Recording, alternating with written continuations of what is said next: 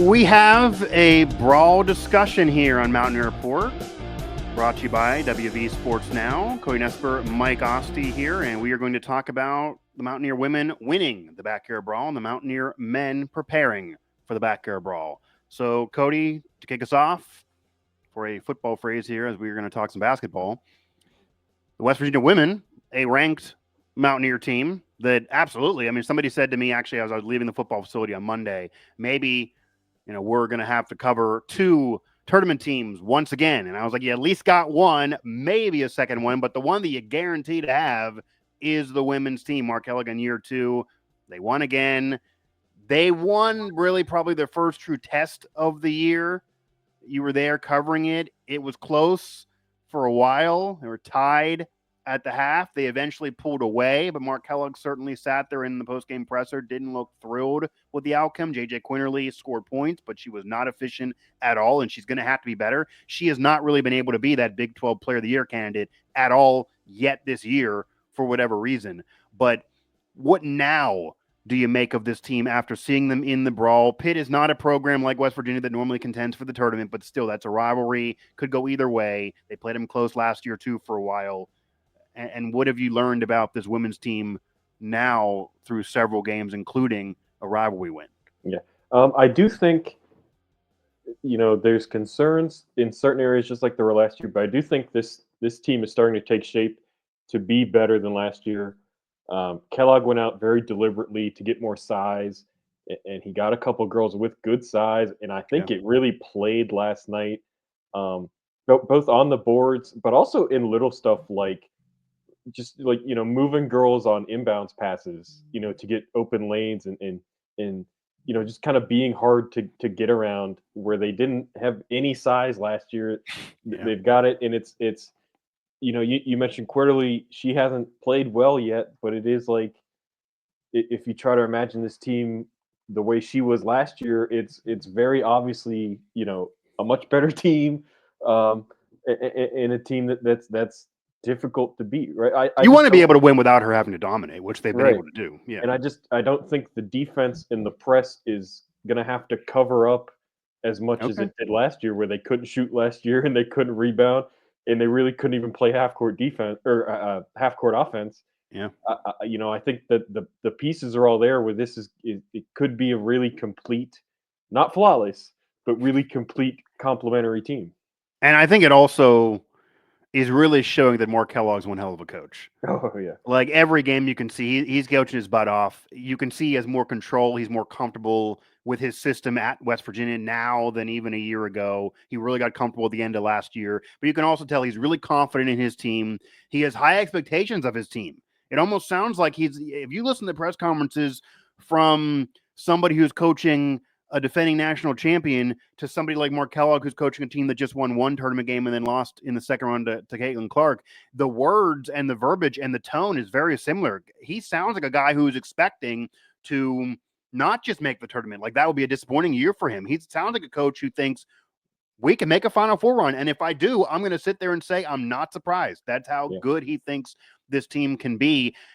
Do you think they have a ceiling, though, unless JJ Quinterly becomes a Big 12 Player of the Year candidate? Again, what ceiling would that be? Like, how far can they go unless she picks it up?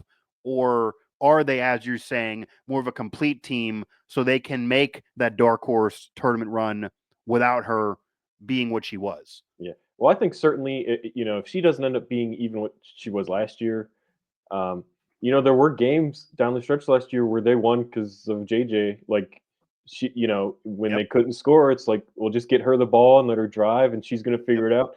If she can't get back to that, then I do think and Jordan Harrison is very, very good point guard, and she does a lot of things very, very well.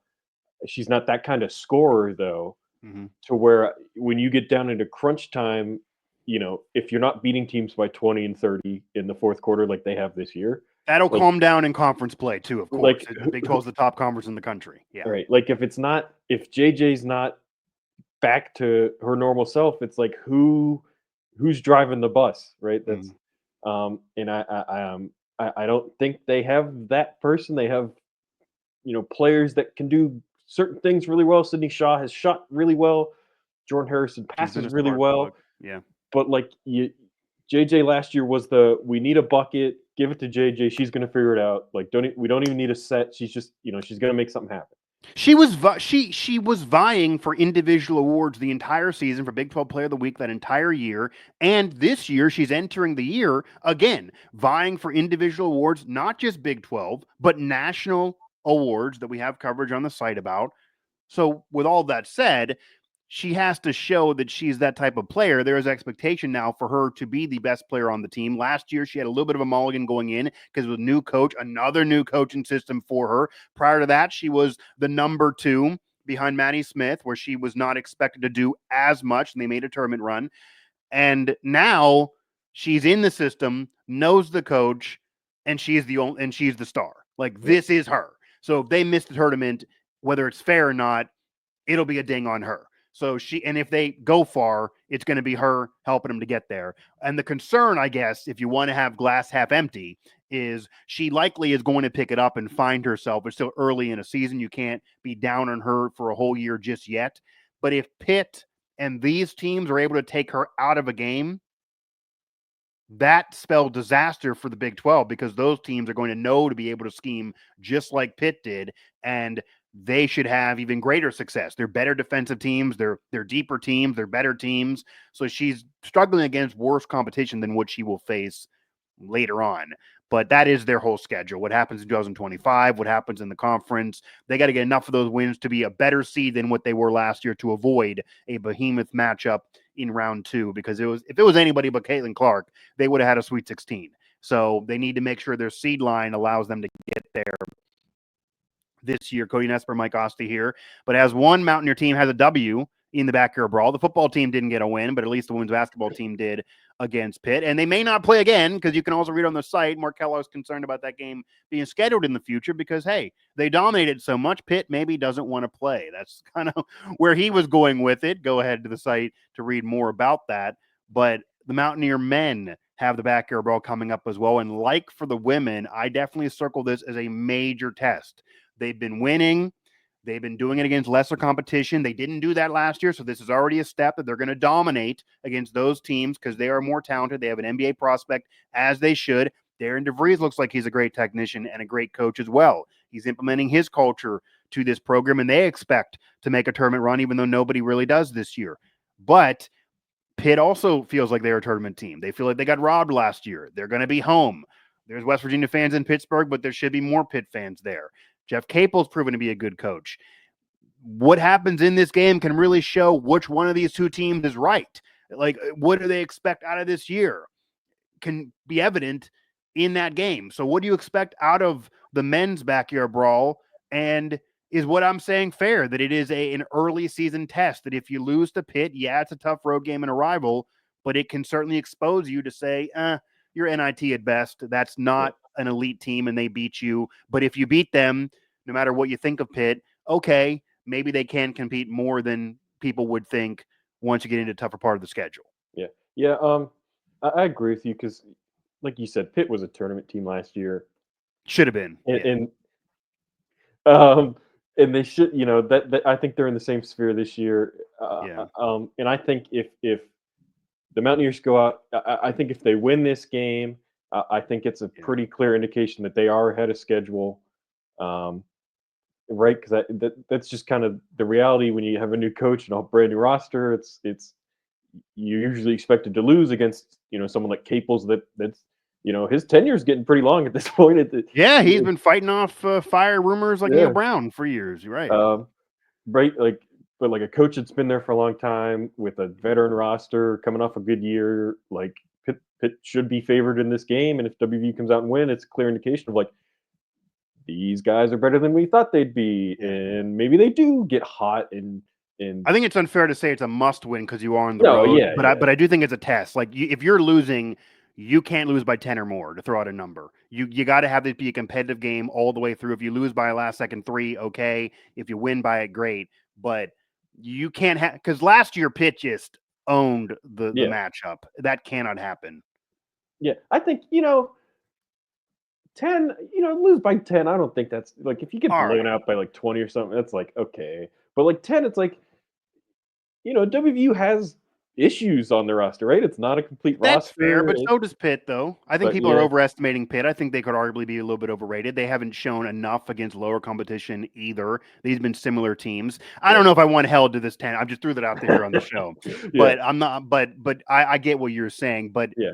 point of it is, if you get blown out or lose comfortably, no matter what anyone would define that, I think that is a problem.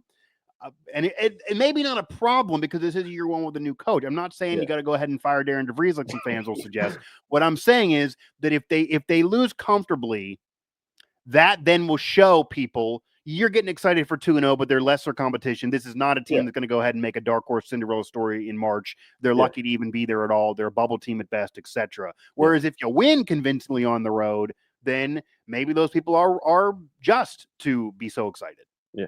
I think a loss doesn't take you off the tracks. I think it just pumps the brakes a little bit. Sure. Like, hey, it is year one, and hey, this is a cobbled together transfer roster, right? That's fair. Yeah. Plus Pitt's kind of the area where WVU lacks is size. Pitt's got plenty of size. That's the actual on the court reason why this is a test, because we So- talked last show on they just think of it as possessions. They're trying to create turnovers and steals, etc. If you do that enough, even if you lose on the glass, like the RMU game, for example, it won't be a problem. You can make up for it. That's what they're saying. That's what they're selling. They're getting great recruits too with the 4-star coming for next year, but not a big again. The fans are getting worried. This is going to be a really undersized team for years to come. But Darian DeVries is saying that's the strategy. Okay, maybe we'll never be big, but we can do it this way, and we think of it on possessions. But if you get destroyed by a team that's way bigger than you while you're trying to turn possessions, maybe that proves that strategy isn't going to work as well as he thinks against bigger teams that you will also see in Big 12 play. So I think this is a test not only to just the vibe, but and maybe whether fans are correct or not to get excited, but also to if Darian DeVries' on-court strategy that he's vocalizing and clearly still recruiting for next year is going to work to an elite level. I mean, he's got in tournaments, and that's Drake. It's a mid-major, but he did not make runs. And these, as you know, with the fan base, it's year one. But if we're sitting there year 3 and they don't have an NCAA tournament win, this fan base will turn on him. So he's going to have to prove that he can win in March.